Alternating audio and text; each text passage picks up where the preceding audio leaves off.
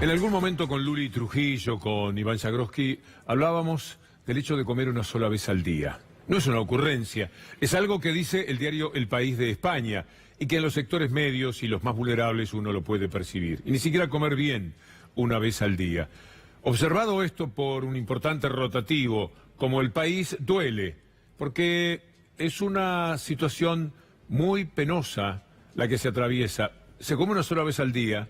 Y como decía recién Cristian D'Alessandro, ni siquiera se come bien una vez al día por muchísimas personas. Se come lo que se puede, en función de los precios. Los alimentos es lo que más inflación ha tenido junto a los remedios. Fíjese usted lo que ha sucedido en la Argentina. Cuando lee 48, 49, 50% de inflación, no está refiriéndose a la de los alimentos, a aquellas cosas del consumo cotidiano. Y de ahí viene que la crisis deja a 3.400.000 personas sin comida en un país que produce para 400 millones, lo dice el diario El País de España. Los afectados se organizan en comedores sociales, van a comer allí cada día miles y miles de personas. Por eso, además de este título del País de España, dolía hoy el título de tapa del diario Página 12, porque lo que están advirtiendo a través de información de la Universidad UMED es que lo peor no pasó. Es muy grave lo que está sucediendo en la Argentina. Los últimos datos del Observatorio de Deuda de la UMED refutan la idea oficial de que lo peor ya pasó y lo mejor todavía puede llegar. La fuga de divisas siguió incluso con el dólar más alto. Esto es una amenaza, una espada de Damocles permanente, que le sale al cruce a esas expresiones de Macri que uno ya no sabe cómo calificar. Ya tenemos una economía que empieza a ordenarse. Empezamos a entender algo elemental que lo entendimos siempre en nuestras casas, pero que en la política se llevó a una confusión permanente, que es que no se puede gastar más de lo que uno tiene. No se puede vivir de prestado. Y eso lo estamos empezando a ordenar. No se puede vivir de prestado. Y eso lo estamos empezando a ordenar.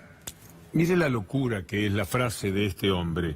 Es tan incalificable lo que dice que no vamos a dejar ningún adjetivo que se nos escape, porque queremos mantenernos en una situación dentro de lo posible de respeto. Le vamos a mostrar 3 placas. Él acaba de decir no vivir de lo prestado. Mire lo que ha hecho la Argentina desde que Macri, a nombre de las corporaciones, actúa como gerente de las mismas con el título de presidente. La deuda del gobierno de Macri, solo la de Macri, es de 174.338 millones de dólares. Esa es la primera placa. Sigamos, porque todas son demostrativas de la locura en la que hemos estado viviendo. La fuente UMED nos habla de una deuda que ha aumentado en el 30%, la deuda pública. 307.656 millones es ahora la deuda total de la Argentina. ¿Me quiere decir usted cómo la van a pagar? Esa deuda no creció solamente entre 2003 y 2015. No creció nada. Pagó muchísima deuda, de la que se había contraído bochornosamente hasta el 2002. Se pagó. Se dejó la situación tan pero tan bien que el gobierno de Macri dijo, esta es la mía. Trabajar para producir, trabajar para dar trabajo, no, vamos a pasar la gorra, a pedir prestado. Mire la tercera placa de esto que UMED irrefutablemente denuncia. El Producto Bruto Interno, es decir, todo lo que tenemos, todo lo que es la Argentina, todo su capital, que andará por los 650.000 millones de dólares, más o menos, por eso es que nunca se puede hacer perfectamente el cálculo. Mínimamente es el 95,4% del Producto Bruto. Era el 57,9%. Era relativamente manejable. Ahora ya es prácticamente el 100%. Es como si en su casa cada peso que entra usted lo debe. Pero lo debe, además, en función de pagar solamente los intereses. La deuda nunca se va a poder sobrellevar. Pero va a estar gravitando en nuestras vidas en forma constante, permanentemente. Porque hay que pagar los intereses de esta deuda, que es lo único que le interesa al Fondo Monetario Internacional y a los que prestan dinero. Por eso la situación ha cambiado tan drásticamente. Y ahora que empezamos a hablar de las elecciones, siguiendo lo que nos cuenta Iván Jagroski, pero también nuestra propia experiencia, vale la pena observar la participación cada vez más activa de Cristina Fernández de Kirchner. Para mí esto es una respuesta a la pregunta que muchos se hacen, si se va a presentar como candidata. No puede estar hilvanando tan finamente lo que sucede en las provincias, no puede estar tan referida a la elección que va a ocurrir el próximo domingo en Neuquén si ella misma no fuera a ser candidata. Esto es una opinión personal, por supuesto, que a la hora de la verdad tendrá el escaso valor de esas aventuras que a veces nos permitimos desde el punto de vista periodístico. Escuchémosla a Cristina hablar a Río Seco y a la población de Neuquén. Hola, neuquinos y neuquinas. Quiero mandarles un gran abrazo y decirles que este 10 de marzo tienen la posibilidad de comenzar la transformación positiva que Neuquén tanto, pero tanto necesita. Les pido que cuando voten lo hagan pensando en sus hijos, en sus nietos y en sus proyectos de vida. Se merecen un mejor lugar para vivir, más justo, más equitativo y con más oportunidades para todos y todas. Ramón y Darío están preocupados y ocupados por lo mismo. Con ellos y junto a ustedes se viene otro Neuquén, se viene una Patagonia más unida. Y como patagónicos y patagónicas, saben bien que los quiero mucho, mucho, mucho. Un beso enorme. Hay que hablar de un escándalo que ocurre en estos momentos con C5N. Cablevisión nos pone afuera, nos pone interferencias en muchos lugares de la República Argentina. Están llegando incontables mensajes en estos momentos de gente que no puede ver C5N. Es decir, a ellos poco le podemos responder porque no nos están viendo. A ustedes les comentamos lo que sucede. Cablevisión, Verbigracia, Manieto, el Grupo Clarín, está incidiendo para que ya llegan al colmo, porque al fin de cuentas no les va a cambiar la ecuación, que escuchen lo que nosotros tenemos para decir aquí, después cuando venga el gato le van a hacer lo mismo. No se juega así. Es tanto el poder que tienen, se sienten tan impunes que proceden de esta manera. Este es un instante en el que habrá que demostrarlo técnicamente después. Cablevisión los tiene afuera en muchísimos lugares y si no pone tales interferencias que es imposible que no se vean. Un fraude como el que seguramente van a intentar cometer desde la derecha, porque justamente no quieren abandonar todo esto, no quieren salir, no tienen cómo mantenerse, porque han hecho un verdadero desastre con el país, con sus habitantes. Le han cambiado la calidad de vida a millones y millones de argentinos. Han determinado que todo descienda, la vida del jubilado, la vida del pensionado no contributivo, la del trabajador, los alimentos en un costo inaccesible, la gente come una vez por día y come mal. Estamos hablando de sectores medios. Los ricos siempre comen, los ricos están afuera de toda esta conversación. Solamente están atentos a ver qué hay de nuevo en lo que Macri le pueda dar a ellos, quitándole siempre a la gente, metiéndole la mano en las tarifas para que los empresarios amigos de Macri, en Edenor, en Edesur, ganen, y en tantas otras empresas, ganen tanto pero tanto dinero, de una manera directa, pero también en la cotización que tienen en la Bolsa de Nueva York. Valen 500, 600, 700% más, aunque esto no lo pueda creer. Entonces, ¿de qué forma pueden ganar? La gente se ha dado cuenta, y más allá de estar envenenada por el sistema de información del que vamos a hablar más adelante, no puede seguir así. En consecuencia, todo lo que puede hacer la derecha es fraude. Y son capaces, si hacen el fraude de decir que a Nisman lo mataron cuando Nisman se suicidó, si hacen el fraude de decir que fulano tiene tanto dinero en Delaware, 60 millones de dólares, y después se comprueba que no, y siguen tan campantes, pueden hacer cualquier cosa, porque la moral de la derecha es quedarse con el poder, es apropiarse del poder. Cuando no están ellos, hablan de la república y la democracia. Pero cuando llegan al poder, ahí los quiero ver. ¿Qué república? ¿Qué Estado de Derecho? ¿Y qué democracia opacada por esos medios de comunicación? De la manera que, como una muestra más, les vamos a estar diciendo después. Pero ahora quiero que hablemos del fraude que denuncian los propios radicales en Córdoba. Mire lo que es este destacado de Tiempo Argentino. Esta información que venía en el diario de ayer. Macri al borde de una crisis de liderazgo por la interna cordobesa. Negri y sus aliados están convencidos de la falta de transparencia de la interna solicitada ante la justicia electoral. Lo que tiene a Negri diciendo Córdoba es trucha a propósito de esto que está ocurriendo. Y entonces, si entre ellos, que dicen entre bueyes no hay cornadas, y sin embargo mire que sí, ¿qué podríamos esperar cuando llegue la elección nacional y vean que van a perder, como inexorablemente tendría que suceder? Escúchelo a Negri. Lo que hay que garantizar es la transparencia del comicio y según el informe de las dos empresas que tiene que resolver la Junta Electoral en términos objetivos. ¿Se puede haber transparencia o no? No. Miren, casualmente hoy hubo un fallo de la justicia de Córdoba después de 4 años de un padrón trucho que hubo, y después de 4 años la justicia federal demostró que ese padrón era trucho. Entonces nosotros tenemos que ser muy cuidadosos y muy respetuoso de la transparencia de la elección, de garantizar la participación. Uno puede decir a confesión de parte relevo de pruebas, ¿verdad?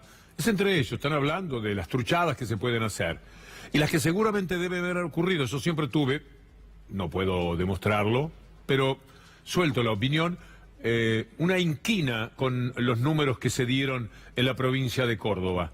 Tanto que hablaban de fraude, fraude, fraude, lo decía la derecha, ¿se acuerda de eso? Y es probable que un poco hayan metido la mano para que el número fuera exorbitante y determinante en la elección final. Así que mucho cuidado. Cuando Negri dice lo que dice, es porque algo sabe, evidentemente. De algo se tiene que cuidar. Y vayamos al otro fraude, que significa toda la información que usted está recibiendo en el caso del fiscal Stornelli. Mire esta fotografía, para que usted vea quién ha sido D'Alessio en la vida de la Argentina. Ahora todos están diciendo, no, pero D'Alessio es un desequilibrado, está loco, megalómano. Le dicen de todo. Clarín, que lo presentaba como una especie de héroe en la lucha contra el narcotráfico, los canales de televisión que tanto lo invitaban, el gobierno que lo tenía sentado a la mesa. Mire esta fotografía. ¿Dónde está D'Alessio sentado? En Gendarmería. Claro, a Gendarmería le cabe cualquier cosa. Si a las órdenes de Clarín, tamizadas, porque Patricia Bullrich fueron capaces de inventar la historia de que Nisman había sido asesinado. Ahí está D'Alessio, traje azul. Lo resaltamos de manera especial. Mire todos los papeles que tiene delante. Era el gran expositor. Estamos hablando de la Gendarmería Nacional, de la Justicia. ¿Usted se acuerda de Pérez Corradi? Aquel que venía a declarar contra Aníbal Fernández y de paso contra Cristina Fernández. ¿Se acuerda cómo lo trajeron? Que venía con un chaleco, con casco, pero además venía un policía disfrazado de Pérez Corradi para que si mataban a alguien mataran al policía, de tan importante que era Pérez Corradi. Después no le sirvió para nada, porque Pérez Corradi habló de Sanz, y entonces lo sacaron del medio. Dijo que Sanz tenía una historia de sobornos en torno, cuando era integrante del Consejo de la Magistratura, con el juez Fallonato Márquez. Entonces, uno dice, ¿quiénes estaban detrás de toda esta operación? ¿Quiere ver esta foto? Junto a la ministra de Seguridad, mírelo a D'Alessio. Es decir, sentado en Gendarmería, y aquí Patricia Bullrich y D'Alessio, en un mano a mano precioso, encantador. Estaba en todos lados. Y ahora dicen que era un desequilibrado, que no tenía nada que ver.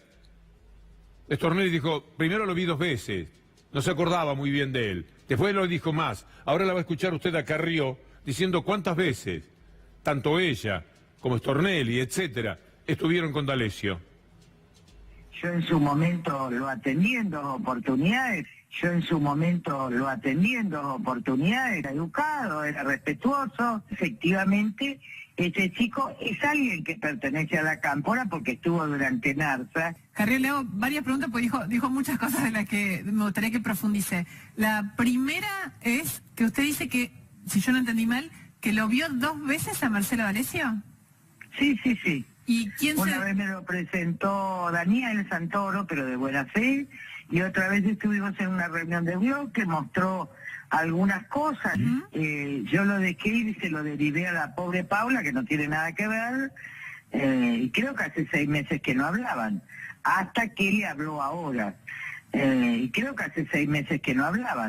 hasta que le habló ahora. Hasta las manos en este tema. Por supuesto que es mentira que lo vieron 2 veces porque D'Alessio, está confirmado, iba a lo de Oliveto a cada rato. Cuando usted escuchaba a Carrió hacerse la misteriosa y de hablar de cuestiones de seguridad y de servicios, etcétera, es porque ella está metida en el juego. Algunos servicios no le sirven, los que responden a Angelici, por eso va contra Angelici, pero otros sí le sirven, tipo D'Alessio. Oliveto, que es una especie de compañera de andanzas políticas de Carrió, también reconoce que lo veía en su despacho muchas veces. Directamente, sí, porque no yo lo tuve... conozco a D'Alessio. Mirá, a mí hace cosa de 1 año y medio me lo presentó Daniel Santoro. Él refirió que había sido funcionario de NARSA, cosa que es cierta. Sí. Y que nos iba a decir cómo funcionaba el tema del gas licuado y los barcos y no sé qué.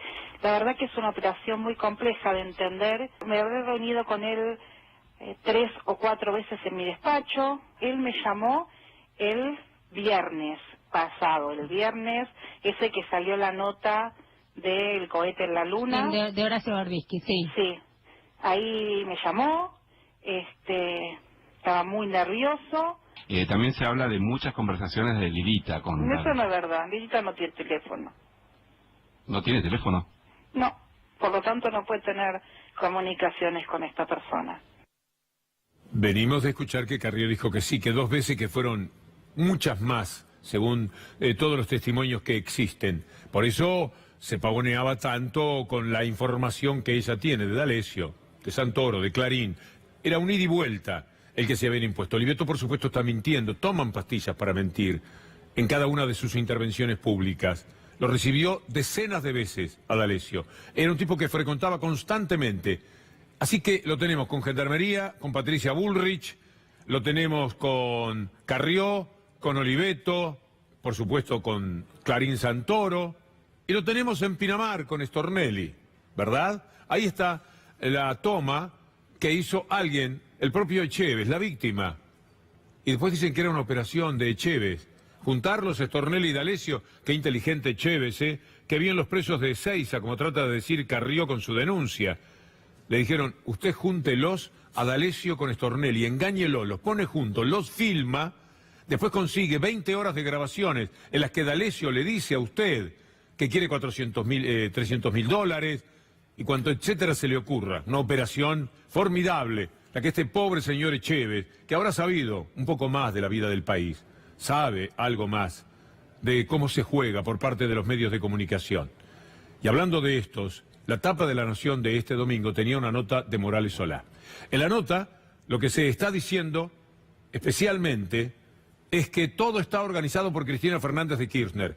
Si conocen las encuestas del sur, 60 a 20, 62 a 21, en cada uno de los lugares, Quilmes, Esteban Echeverría, etcétera, etcétera, es justificado que estén nerviosos. Si de buenas a primeras, el Neuquén del cabo de 40.000 años está por ganar, puede ocurrir que gane, no es seguro, pero puede suceder que gane la gente que representa a Cristina Fernández de Kirchner, se ponen locos, entonces hay que seguir contra ella, seguir estigmatizándola. Entonces es la gran organizadora, es la que le hizo el expediente a Ramos Padilla. Aquí lo tiene, Cristina al frente de la operación contra Stornelli, un domingo. Morales Solá ya ha puesto otras mentiras en la tapa, dando la cara de una manera que no se comprende.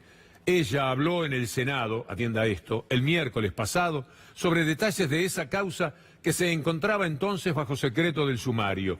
Cristina no es parte en ese expediente y ni siquiera está nombrada. No tenía ningún derecho a conocer los detalles de la supuesta investigación del juzgado de Dolores, pero los expuso impúdicamente en el Senado. Solo un día después, el jueves, se conoció la citación a declaración indagatoria de Stornelli por parte del juez federal formal de Dolores, Alejo Ramos Padilla, miembro de una familia de militancia kirchnerista, y él mismo, integrante de Justicia Legítima, la rama judicial que se creó bajo el liderazgo de la expresidenta.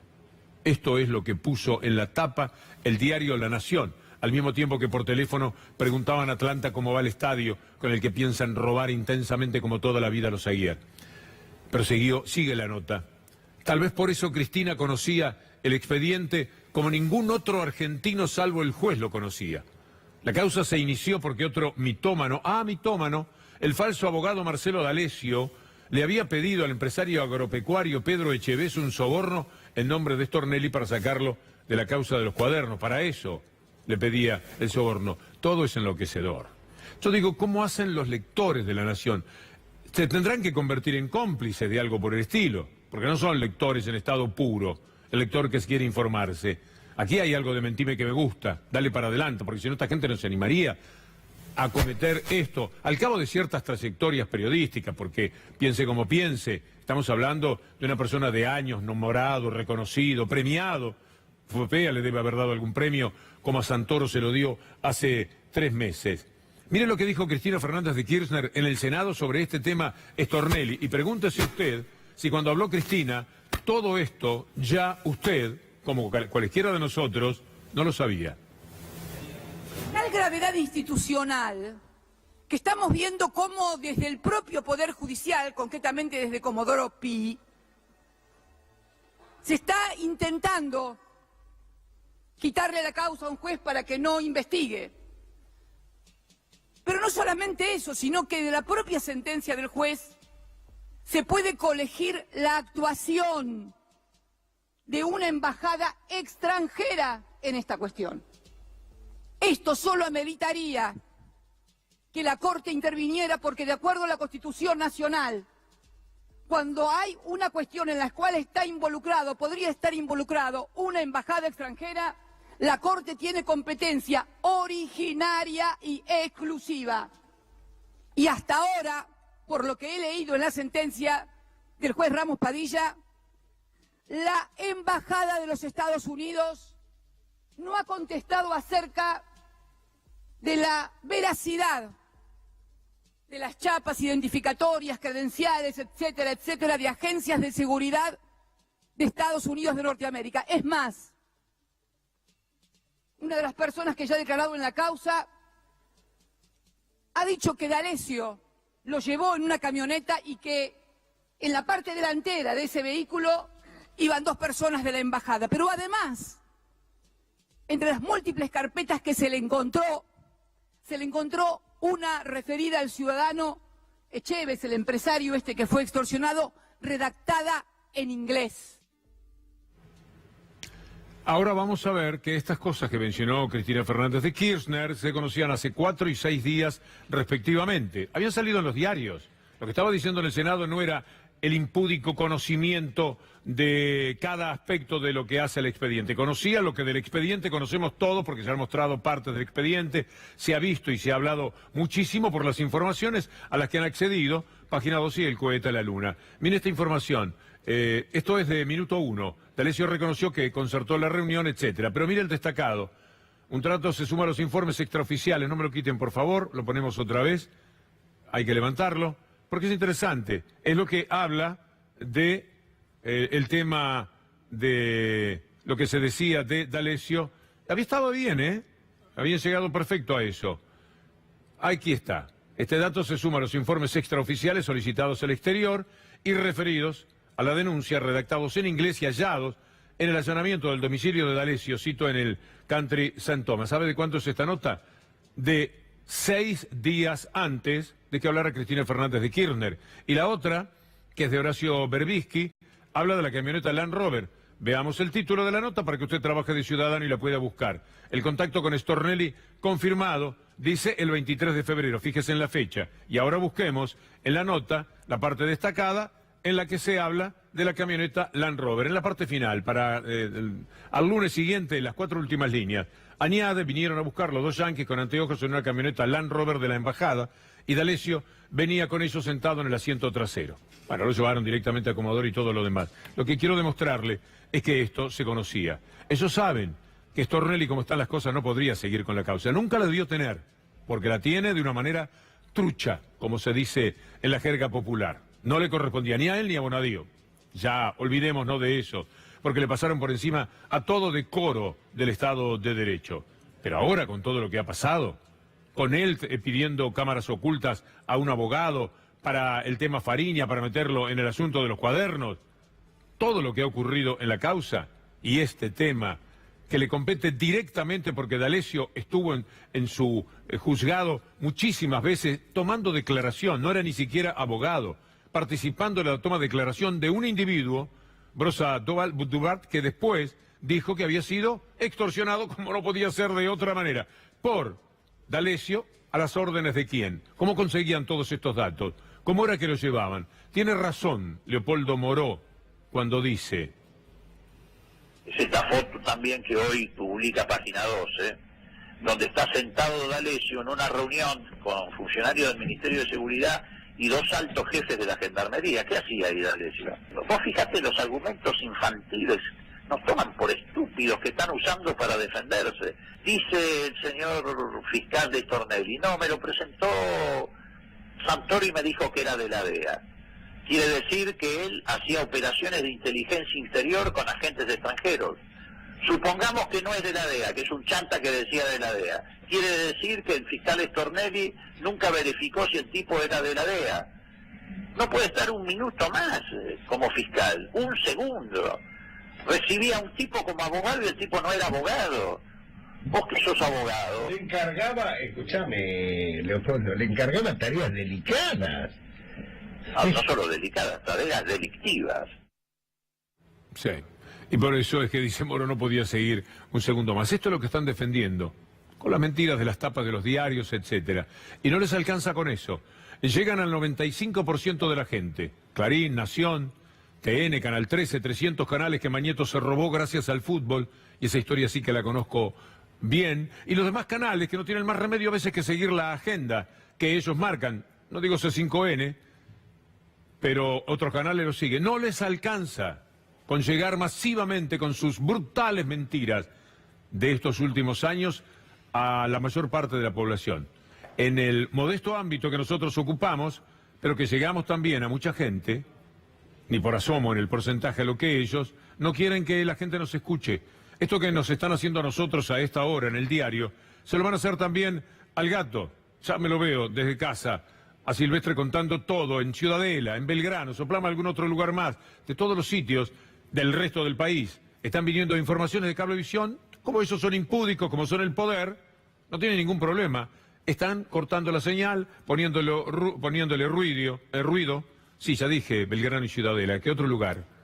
Salta, por ejemplo. Bueno, y sí, está bien, ahí, con esos tres, yo quería mencionar a alguien también del resto del país. Mañeto, afloje la mano. Clarín, afloja la mano, para un poco la mano. Por lo menos dejar llegar este mensaje para que lo cotejen. Lo que les molesta es que nuestro propósito, en general, ni siquiera son las noticias. Es ayudarnos a pensar un poco mejor, teniendo lo que se dice de un lado y refutándolo, porque es un lado muy mentiroso de la vida, porque no paran de mentir, de herir constantemente a la gente, porque han puesto a mucha gente presa así, que no correspondía, presos políticos tiene la Argentina, y los han metido estos medios de comunicación, con su persistencia, con la constancia que han tenido para la mentira, y ni siquiera permiten esta posibilidad de que de vez en cuando nosotros podamos refutar con hechos y con pruebas, como entiendo que acabamos de hacerlo frente a esa nota del diario La Nación, puesta en la tapa del domingo, para que todo el mundo la vea en los otros canales cuando los diarios pasan la tapa de los diarios. Por eso las grandes infamias las ponen siempre en la tapa, directamente en la tapa, para que el presentador del noticiero de la mañana no tenga más remedio que leer lo que ellos están diciendo. ¿Qué se va a hacer? Sigan cortando.